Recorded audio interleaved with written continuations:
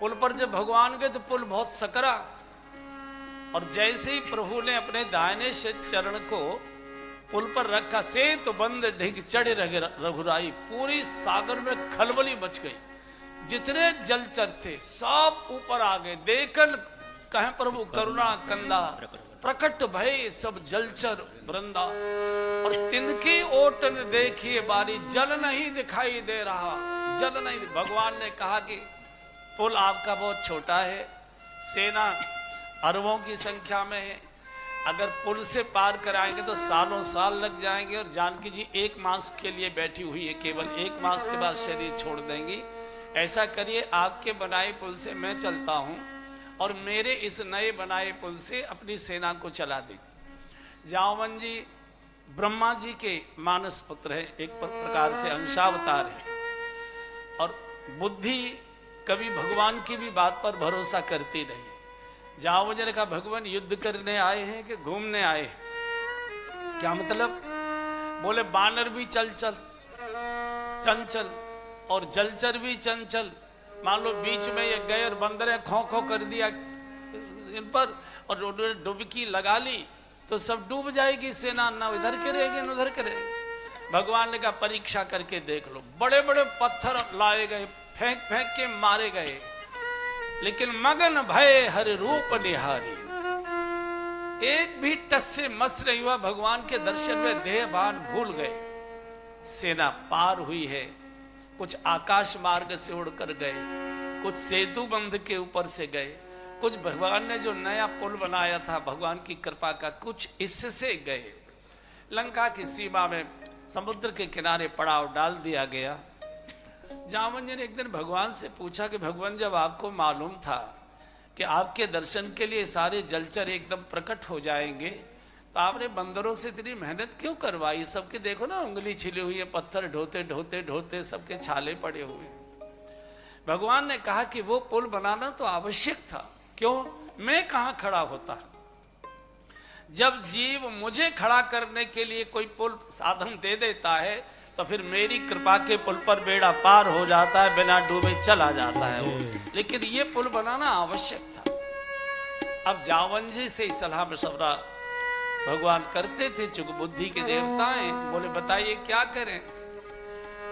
तो और भगवान जानते हैं कि लड़ाई झगड़ा करने से पहले बुजुर्गों से सलाह मशवरा कर लेनी चाहिए। नहीं बरबर बरबर करते रहते हैं, हम पूछते तो है नहीं, मनमानी करते हैं, फिर भोगना हमको पड़ता है। तो जामवन जी ने कहा कि ऐसा करिए, एक बार बातचीत करके देख लेते हैं, अगर समझौते से जानकी मिलती है तो क्यों खून खराबा करना। और बुजुर्ग लोग झगड़ा झंझट पसंद नहीं करते। ठीक है, किसको भेजा जाए? बोले अंगद को, क्योंकि अंगद रावण को जानते पहचानते, रावण अंगद को जानता पहचानता है। चूंकि बचपन में प्राइमरी में अंगद जी लंका में ही पढ़े थे, बाल्मीकि और रावण की बहुत मित्रता थी, तो ये करेंगे। तो भगवान ने कहा जाओ अंगद, रावण को समझाना और ऐसी बात करना कि हमारा भी काम हो जाए और उसका भी कोई अहित न हो। काज हमार तासु हित होई, ये भगवान श्री राम की संस्कृति है।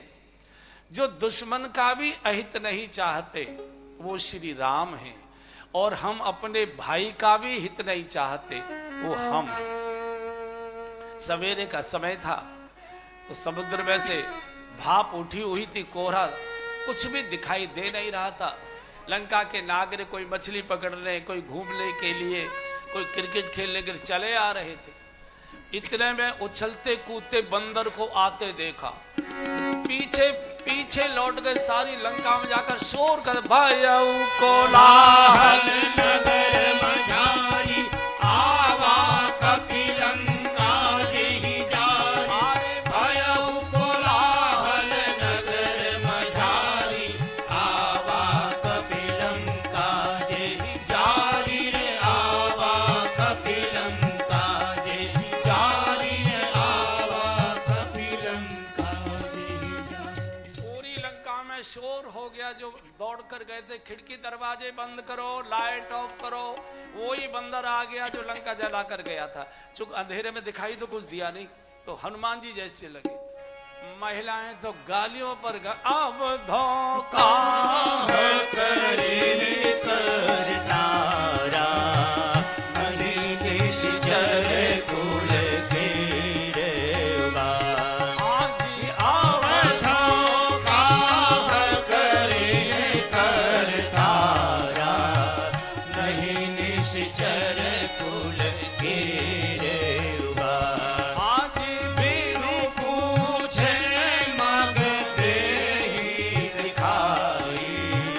जही पिलो के सोई जाए सुखाए। आज बिनु पूछे मग देहि दिखाई, जही पिलो के सोई जाए सुखाई, जही पिलो के सोई जाए सुखाई। आज जही पिलो की सोई जाए सुखाई। भगदड़ मच गई।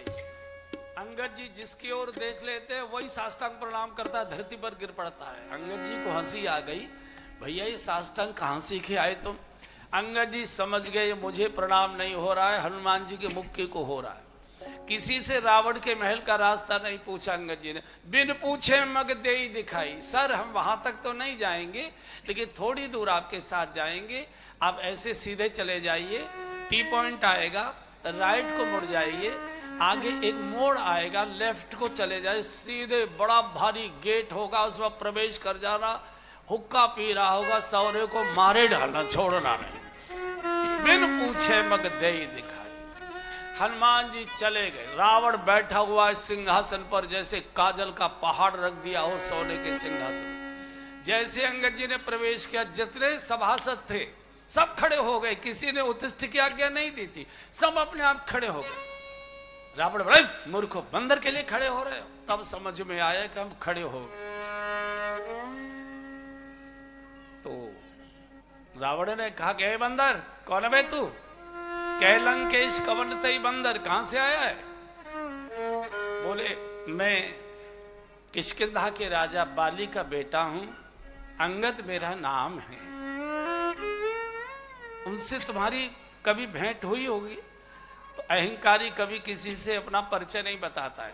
तो रावण बोला कौन बाली? अब बाली नाम के कितने लोग होते हैं, कहाँ हमको ध्यान रहता है। बोले कौन बाली? नहीं, वो किष्किंधा के राजा बाली, जिन्होंने तुझे 6 महीने कांख में दबा के रखा था, भूल गया क्या? ओ अच्छा, तो तुम बाली जी के बेटे हो। अब ओटीसी करे आया। अब रावण ओटीसी करे, अब जी लगाना शुरू कर दिया, शाखा हो आया। तुम बाली जी के लड़के हो, पहले क्यों नहीं बताया? भैया बड़े भले हैं वो, मेरी बड़ी मित्रता रही है। आजकल क्या हाल है उनका? अब देखिए बाली के, ये अंगद के मन में बाली के वध का आक्रोश कैसे जगा रहा है रावण। भैया क्या हाल है? बहुत दिनों से भेंट नहीं हुई, वो भी इधर नहीं आए, मेरा भी जाना ना नहीं हुआ, लेकिन बड़े शरीफ बड़े भले, कैसे हैं? अंगद जी ने कहा कि कुछ दिन के बाद तू ही जाके पूछ लियो कैसे है।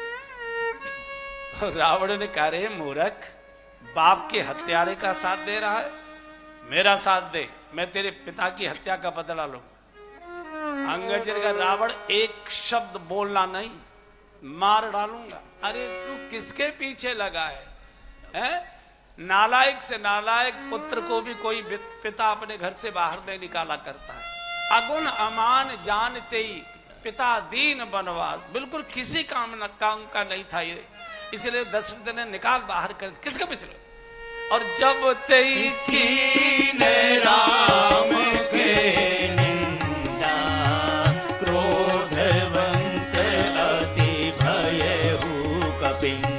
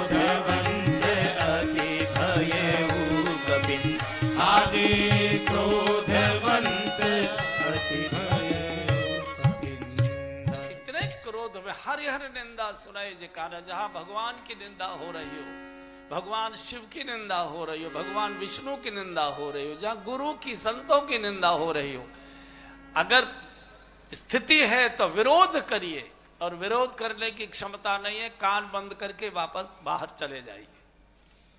निंदा सुनने से बहुत बड़ा गौघात जैसा पाप लगा करता। हर हर निंदा सुने जो काना, होई पाप गौघात समाना। अंगद जी को इतना जोर का क्रोध आया, दुई भुज दंड धरती में दोनों मुक्के मारे। धरती हिल गई, सारे सभासद अपनी अपनी कुर्सियों से औंधे लुढ़क पड़े। रावण बहुत ऊंचे सिंहासन पर बैठा, औंधा नीचे गिरा, 10 मुकुट गिरे गए। तो छीन झपट्टा होने लगा। बंदरों को छीन झपट्टा की बहुत आदत हुआ करती है, वैसे खिलाफ बंदर नहीं लेगा, लेकिन छीन झपट्टे में उसको बहुत स्वाद आता है। तो छीन झपट्टा हुआ, मुकुट पकड़ लेके रावण भी झपट रहा है, अंगद जी भी झपटे। तो 4 तो अंगद जी के हाथ में आ गए और 6 रावण के हाथ में आ गए, और 6 मुकुटों को फिर खोपड़ी पे रख के फिर सिंहासन पर बैठ गए। देखो ये रावण सत्ता का कितना भूखा आदमी है। मुकुट सत्ता का प्रतीक है। सिर 10 हैं और मुकुट 6 हैं, कोई बात नहीं, कोई बात नहीं। 6 राज्यों की मिल जाए सरकार तो अभी इसी में छोड़ेंगे नहीं, लेकिन पूरे देश की सत्ता न मिले कोई बात नहीं, जितने प्रांतों की मिल जाए उसी से गुजारा करेंगे। अंगद जी ने कहा, रावण एक बात बता, जब तुझे जानकी जी इतनी प्रिय थी तो भले आदमी चोरी कर कर क्यों लाया? तेरी बदनामी हो रही है, चोर चोर सब सारी दुनिया कह रही है। अरे धनुष तोड़ कर लाता, तेरी जय जयकार होती। एक कामी लोग बात बनाने में बड़े होशियार होते। तो रावण ने कहा, नहीं हम गए तो थे जनकपुर और धनुष तोड़कर सीता जी के साथ विवाह की इच्छा लेकर गए थे, फिर वहां जाकर हमने अपना विचार बदल दिया। क्यों, क्या हो गया था? बोले वहां जाकर हमको पता लगा कि धनुष तो शंकर जी का है और शंकर जी तो हमारे गुरु हैं। हमने सोचा भाई चाहे शादी हमारी हो सीता जी से चाहे नहीं हो, लेकिन हम गुरु जी का धनुष नहीं तोड़ेंगे, इसीलिए हम वापस आ गए। अंगद जी ने कहा, बड़ा भारी गुरु भक्त बनता, ले मैं नया स्वयंवर तेरे दरबार में आयोजित करता हूं। और भगवान श्री राम के नाम का संकल्प लेकर अंगद जी ने दाहिना चरण ठोक दिया उसकी सभा में और कहा, तुम में से मेरे पैर को जो हिला दे, उखाड़ दे, हटा दे धरती से, फिर है राम सीता में। हरि राम जी लौट जाएंगे, हम सीता जी को हार कर चले जाएंगे। इतनी आसानी से अगर सीता जी मिल रही, रावण तो गदगद हो गया। रावण ने कहा सैनिकों को, इस बंदर का पैर उखाड़ो, फेंको समुद्र में। 1 बार कहा, 2 बार कहा, 3 बार कहा, कोई हिलने को तैयार नहीं है। सैनिक सभासद कोई एक दूसरे को देख रहे। बोले तू पकड़ ले, बोले मेरे बालक छोटे हैं। तू पकड़ ले, बोले मेरी पत्नी की तबीयत खराब है। तू पकड़ के उखाड़ दे, बोले मेरी बेटी की शादी होने वाली है। किसी की हिम्मत नहीं, सबको डर लग रहा है कि जैसे ही पैर पकड़ने को झुकेंगे ऐसा मुक्का मारेगा कि बिठाई देगा। किसी ने, सैकड़ों एक साथ जब रावण ने फटकार लगाई, लेकिन संत के संकल्प को ये कामी लोग क्या हिलाएंगे। अंत में रावण उतरता है सिंहासन से, मैं देखता हूं। और जैसे ही रावण सिंहासन से उतरकर अंगद जी के पैर पकड़ने के लिए ऐसे झुका, अंगद जी ने अपना चरण पीछे खींच लिया और कहा, रावण बंदर के चरणों में सिर झुकाने से तेरा कल्याण नहीं होगा, जा राघवेंद्र सरकार के चरणों में कमल अपना शीश झुका, वही तेरा कल्याण करेंगे। जैसे भरी दोपहरी में पूर्ण सूर्य ग्रहण हो गया हो, ऐसे रावण निस्तेज होकर बैठ गया सिंहासन पर और धिक्कार देकर अंगद जी बाहर की ओर चलने लगे और कहा, रावण अब तेरा अंत निकट है। गाजियाबाद में एक मनीष नाम के बहुत अच्छे सीए रहते हैं, अगर तेरे लंका में ना हो तो उनको बुलवा लेना और बच्चों को जो भी बांट बूट करना है सब कर करा के हिसाब के साथ तेरे बाद ये तो लड़ के मर जाएंगे, किसी सीए को बुला के सारी व्यवस्था करके अब तेरा काम हो गया। इधर आकर अंगद जी ने कहा, प्रभु युद्ध अवश्यम भावी है, बिना युद्ध कई बार युद्धों से भी अशांति होती है, लेकिन कई बार शांति स्थापित करने के लिए भी युद्ध किए जाते हैं। युद्धों से अशांति तो होती ही है, लेकिन कई बार युद्ध शांति के लिए भी किए जाते हैं, उसके बिना शांति होती नहीं है। और अगले दिन सेना की 4 टुकड़ियां बनाई गई, और यहाँ से सेना ने कूच किया लंका की ओर। बोलिए राजा रामचंद्र भगवान की जय। मारो मारो, भागो भागो, उधर से रावण की सेना, इधर से बानरों की सेना।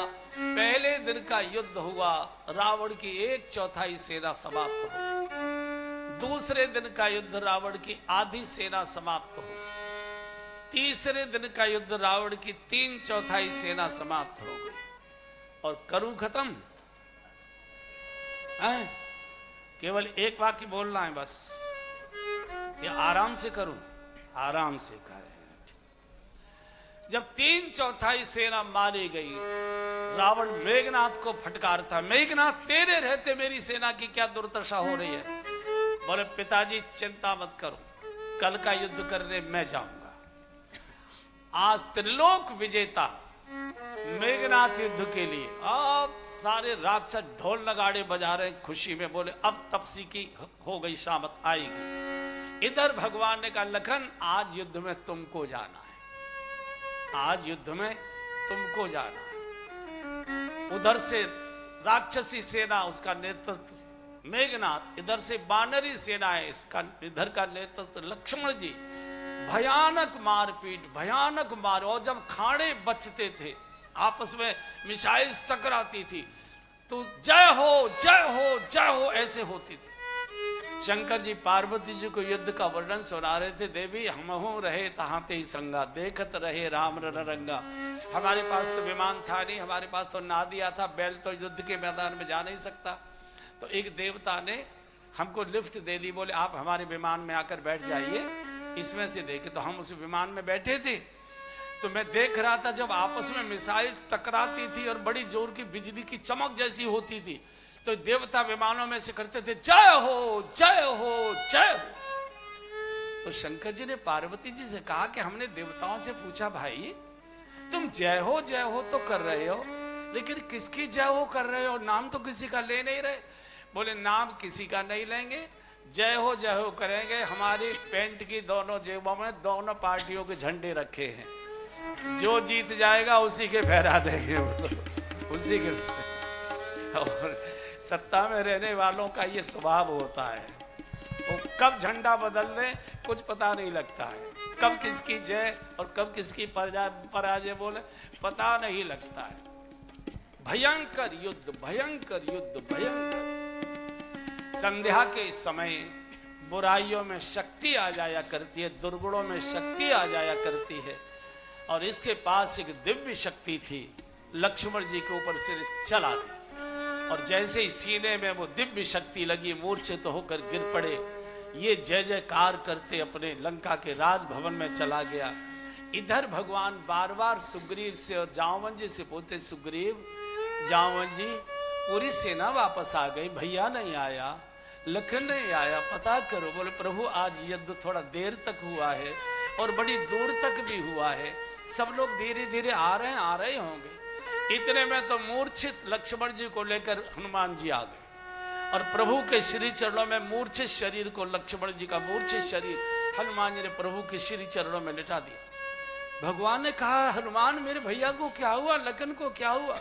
वो प्रभु मेघनाथ ने कोई ऐसी दिव्य शक्ति का प्रहार किया कि लक्ष्मण जी मूर्छित। तू कहां गया था, मैंने तो तेरे बल पर भैया को भेजा था, तू कहां छोड़कर चला गया।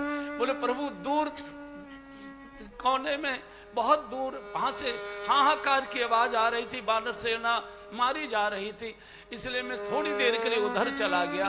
इसी बीच में ये घटना होगा। अरे भैया मुझे ये मालूम होता कि तू भी चला जाएगा तो मैं लखन को नहीं जाने देता। गोद में उठा लिया, मुख चूमते, माथा सूखते, हृदय से लगाते, लखन बोलो भैया, लखन बोलो, नेत्र खोलो लखन, नेत्र खोलो। और जैसे जैसे देर होती जा रही है, रात बढ़ती जा रही है, मूर्छा गहन होती जा रही है, भगवान ने कहा मुझे अब युद्ध नहीं चाहिए, मुझे जानकी नहीं चाहिए, मुझे मेरा भैया चाहिए, लखन चाहिए।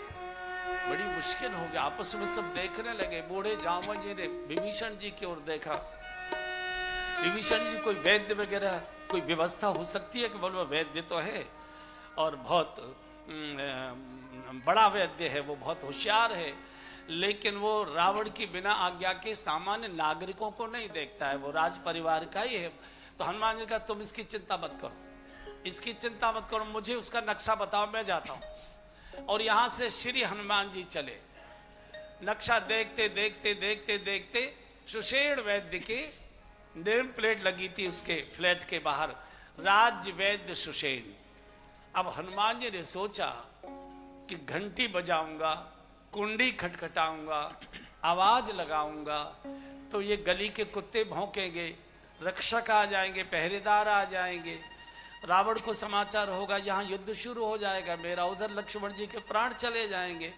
और वैद्य तो मना भी कर सकता है, वो कहेगा कि नहीं मैं ऐसे नहीं जा सकता हूँ, मैं तो राज्य वैद्य हूँ, रावण के यहाँ से आप लिखवा कर लाइए, उनकी बिना अनुमति के हम नहीं जाएंगे, तो ये बड़ा मुश्किल हो सकता है। तो हनुमान जी ने आने भवन समय तो तुरंत पूरा मकान उखाड़ कर ले आए और रामा दल में सुषेण वैद्य को मकान सहित रख दिया। तो जावजी ने पूछा कि वैद्य कहाँ है? बोले घंटी बजाओ, भीतर सो रहा होगा। अरे घंटी कैसी बजेगी, बिजली के तार कटे हुए हैं। बोले नहीं, इन्वर्टर काम कर रहा होगा। अच्छा, रावण ने सुषेण को यह हिदायत दे रखी थी कि घंटी ऑफ नहीं करना, किसी भी समय कॉल हो सकती है। तो रात के लगभग 11 साढ़े 11 बजे थे, घंटी बजी तो वैद्य जी हड़बड़ा के उठे, सोचा कि खुद रावण का कोई इमरजेंसी कॉल आ गया। बूढ़े आदमी बेचारे अंडरवेयर बनियान पहने लेटे सो रहे थे और आंख मलते जैसे ही द्वार खोला और बानर सेना, वैद्य जी भीतर की ओर भागे। हनुमान जी झपट्टा बांध दिया, पकड़ लिया, बोले इधर आओ वैद्य जी, चिंता मत करो, डरो मत, लक्ष्मण जी की नाड़ी देखो, मैं तुमको जैसे लाया हूं वैसे ही पहुंचा दूंगा। नाड़ी देखे, नाड़ी देखे, कहा कि मूर्छा बहुत गहन है और इसकी औषधि यहाँ नहीं है, इसकी औषधि धौलागिरी पर्वत पर संजीवनी नाम की बूटी है, वही इस मूर्छा को दूर कर सकती है। और उसकी भी विशेषता है कि अगर उसके ऊपर सूर्य की किरण आ गई तो वो औषधि निष्प्राण हो जाती है, निस्तेज हो जाती है। भगवान ने देखा आधी रात तो बीतने को जा रही है और सूर्योदय के अब मेरा भैया नहीं मिलेगा, अब मेरा भैया गया। हनुमान जी ने कहा प्रभु रोइए मत, मैं हूं ना, और ये मैं हूं ना वहीं से चला है, ये जो मैं हूं है ये वहीं से आया, यहां से श्री हनुमान जी चले हैं। भगवान ने कहा हनुमान सूर्योदय के पूर्व आ रहा हो तो आ जाना, अगर सूर्य उदय हो गया आने की जरूरत नहीं, न मैं मिलूंगा न मेरा भैया लखन मिलेगा, प्रभु चिंता मत करो। और गए। बीच में रावण ने धोखा देने की कोशिश की थी एक साधु वेशधारी ठग से, लेकिन हनुमान जी उसको भी मार के आगे बढ़ गए। और वहां से हनुमान जी ने सोचा कि कौन सी औषधि होगी, वैद्य जी कहेंगे ये वाली नहीं है दूसरी वाली है, तो पूरा पहाड़ ही उखाड़ लाए। ऊपर से आ रहे थे, अयोध्या के ऊपर से भरत जी नंदी गांव में कुटिया के बाहर बैठे रात्रि के समय जप कर रहे थे। भरत जी कभी सोते नहीं थे, दिन रात भगवान के नाम का जप कर रहे थे। तो भरत जी ने देखा कि कोई राक्षस पहाड़ लेकर के अयोध्या के ऊपर तो नहीं डालने आ रहा है। आखिर हनुमान जी में भरत जी को राक्षस क्यों दिखाई दिया? क्योंकि एक क्षण हनुमान जी में थोड़ा सा अहंकार आ गया कि पूरी अयोध्या खर्राटे लेकर सो रही है और लंका में भगवान विलाप कर रहे हैं, इनको ये मालूम नहीं है कि भगवान पर क्या विपत्ति आई है और मैं औषधि लेकर जा रहा हूं, इनको कुछ मालूम। हल्का सा अहंकार आ गया, और जब मनुष्य में अहंकार आ जाता है तो साधु ऋषि भी राक्षस जैसा दिखाई देने लगता है। तो श्री भरत जी ने बिना फन का बाण मारा, हनुमान जी गिरे नंदी गांव कुटिया के सामने, और पास जाकर देखा तो भरत जी ने तो सिर पीट लिया। मेरा जन्म तो केवल भगवान को रुलाने के लिए हुआ है, मेरे कारण मेरे पिताजी की मृत्यु हुई, मेरे कारण मेरे प्रभु को वनवास हुआ, मेरे कारण मेरा भैया लखन भी चला जाएगा, चूंकि अब तो तू लंका जा नहीं सकता है। क्या इतना रोए, इतना रोए, इतना रोए। आज भगवान को मौका मिल गया। भगवान ने भरत जी के हृदय में बोला, भरत अपनी धारणा बदलो, तुम जो ये कहते हो कि मोही समान मान को पाप निवासु, मोहि समान को पाप निवासु, जेहि लगे सिय राम बनवासु, जेहि लगे सिय राम बनवासु, मोहि राज हठ दई हूँ जबहि, मोहि राज हठ दई हूँ जबहि, रसा रसा तल जाहि तबहि, रसा रसा तल जाहि तबहि, आजी मोहि समान को पाप निवासु, मोहि समान को पाप निवासु। भरत जी हमेशा यही कह के कर रोते, मेरे समान कोई पापी नहीं होगा, दुष्ट नहीं होगा। मेरे कारण अयोध्या अनाथ हुई, मेरे कारण मेरी माताएं विधवा हुई, मेरे कारण मेरे प्रभु वन को गए। मेरे जैसा अगर व्यक्ति को राज्य दे दोगे तो रसा रसातल जाए तब।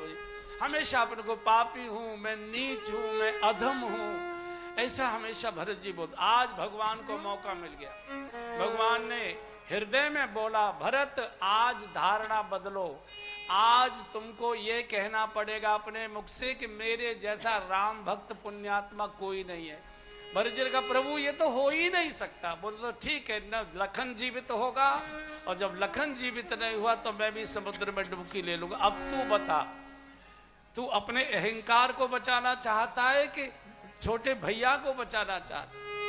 भरत जी तो घबरा गए।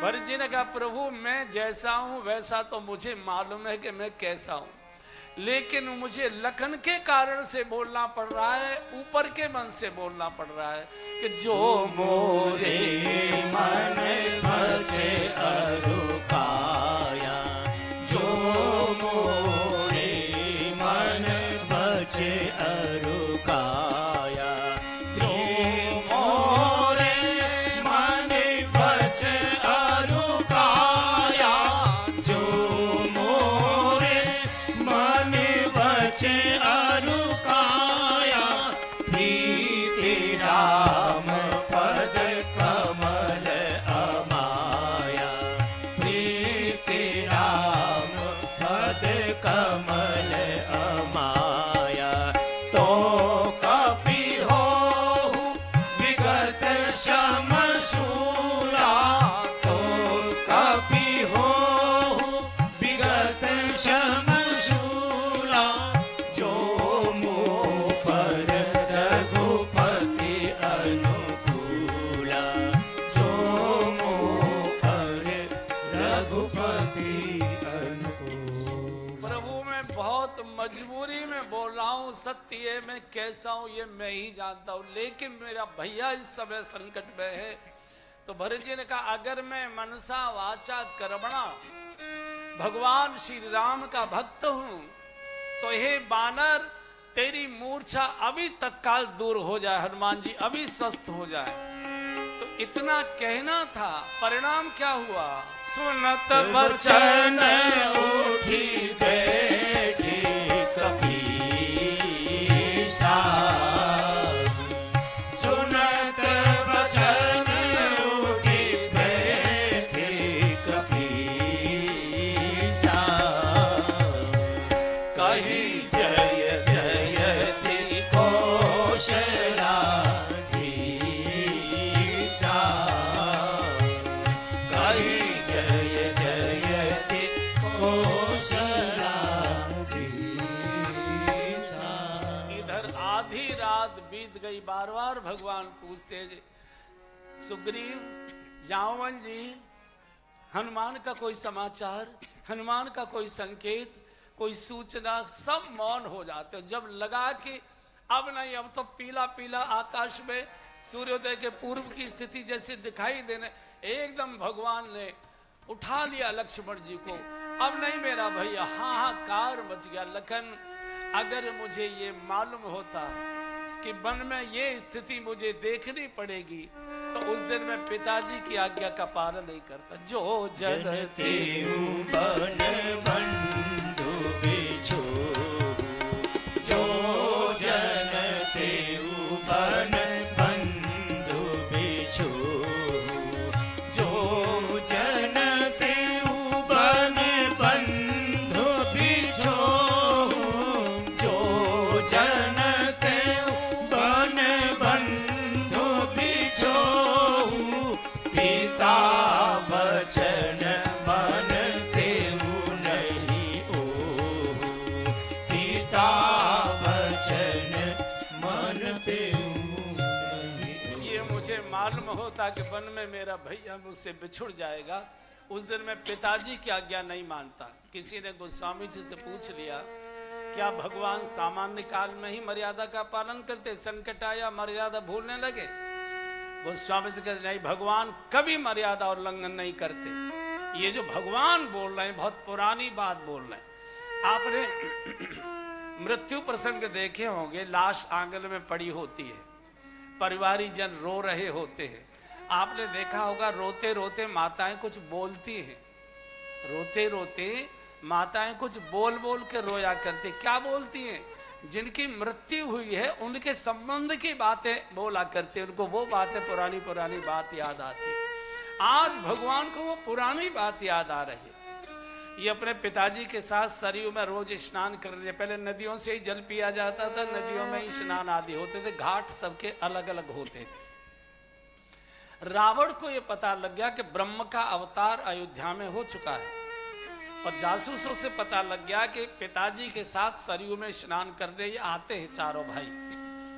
तो रावण ने मगर का वेश बनाया और तैरते तैरते तैरते तैरते समुद्र के रास्ते से चलता चलता ये सरयू में आकर छुप गया।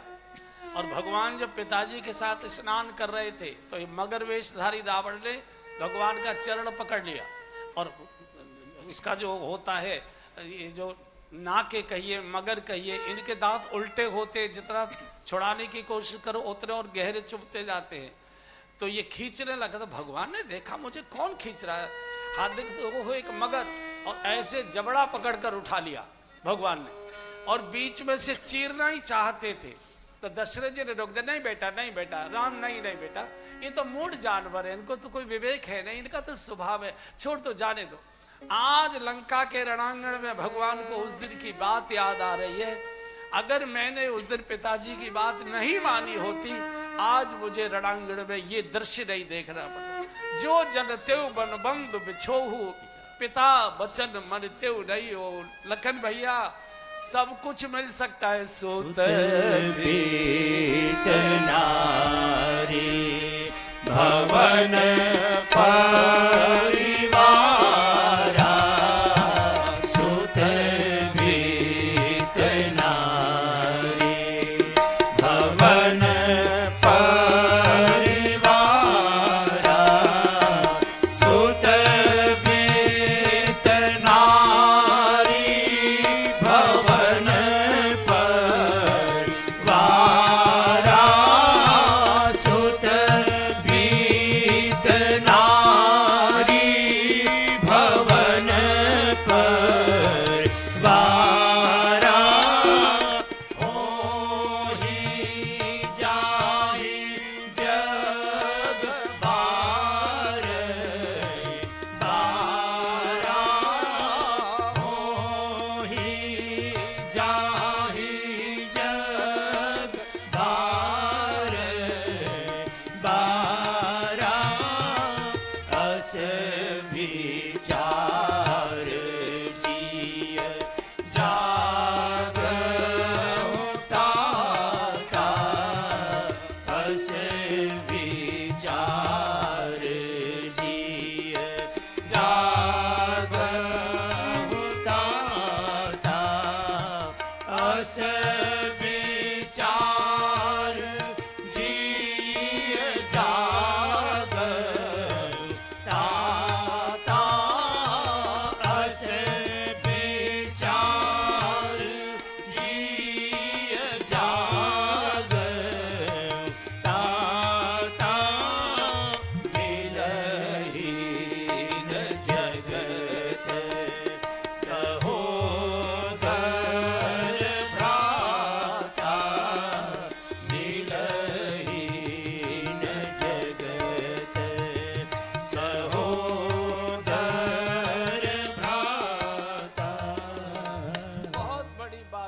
प्रभु रो रहे हैं।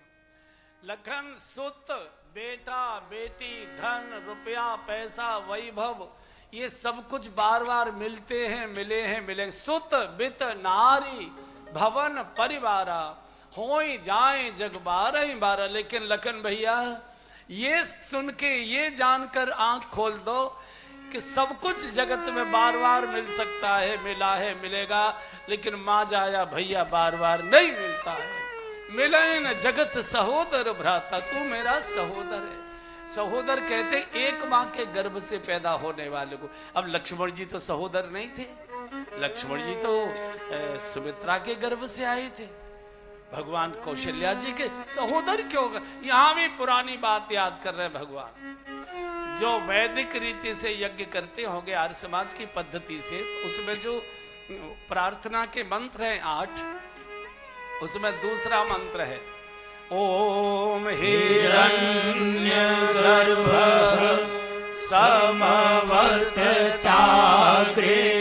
भूतस्य जातः पतिरेक आसी सदा धार पृथ्वी ध्यामु देवा कस्मै देवा यह विशावे देव। हिरण्य गर्भ कहते सोने के अंडे को।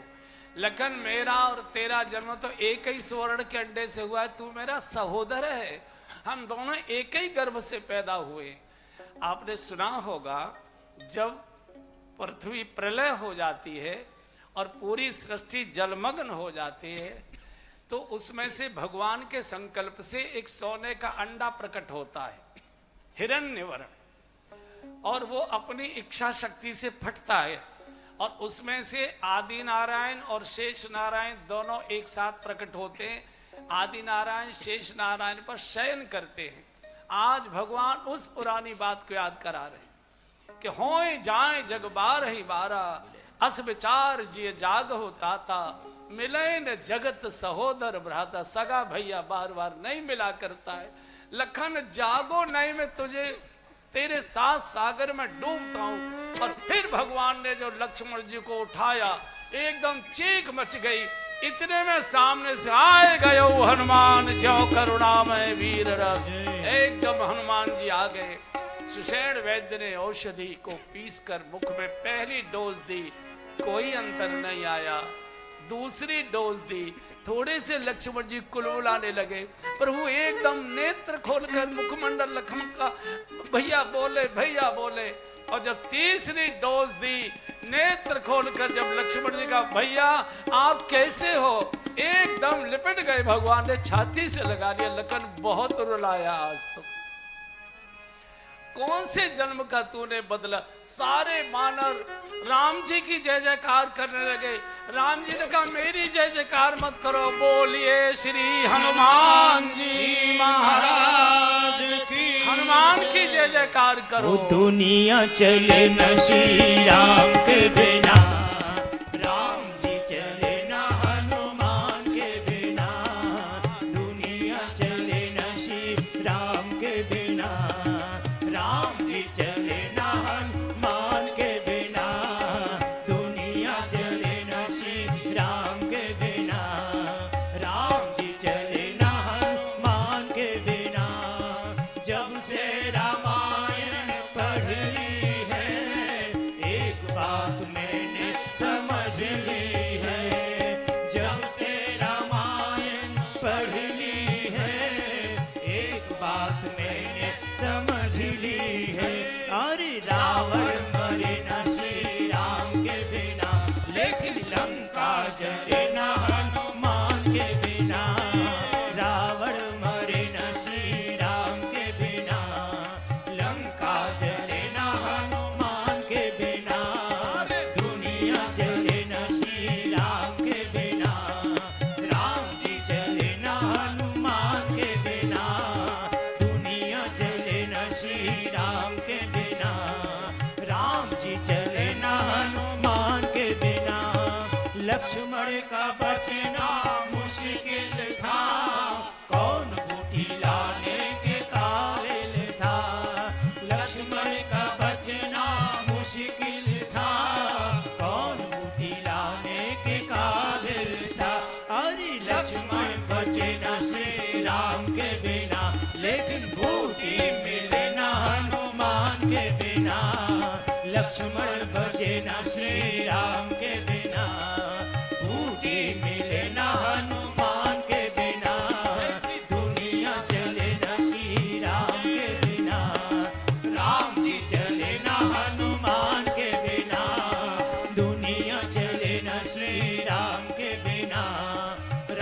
जी चले न हनुमान के बिना।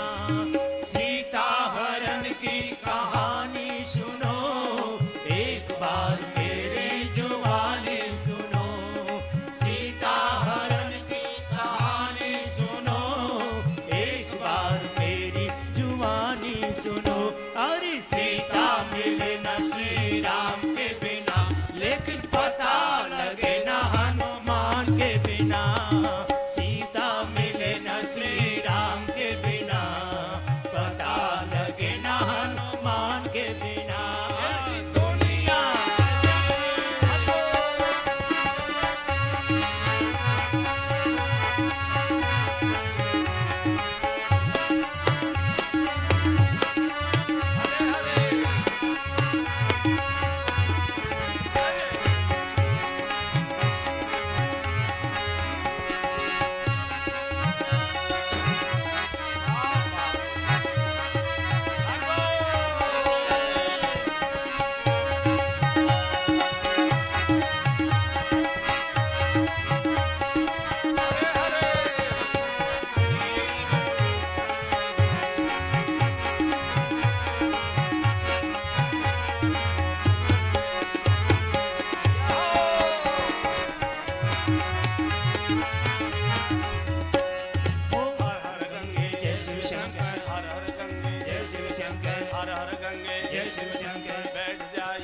शिव शंकर, कथा चलेगी, जय शिव शंकर, थक जाओगे, जय शिव शंकर, जल्दी बैठो, जय शिव शंकर, हर हर